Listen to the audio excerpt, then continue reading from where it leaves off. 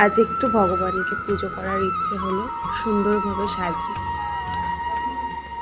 আমি ফুল তুলতে চলে এসেছি। এটাকে টগর ফুল বলে।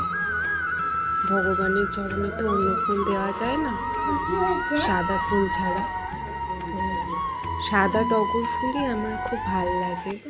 তো ভীষণ বড় একটা গাছ আছে আমাদের, সেই গাছ থেকেই ফুল পাড়ছি।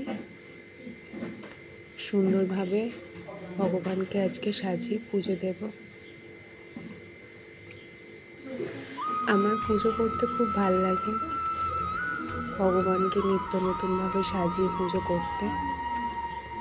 আজ অনেক বেলা হয়ে গেছে, সকাল সকাল হলে ভগবানকে একটা মালা করে দিতাম।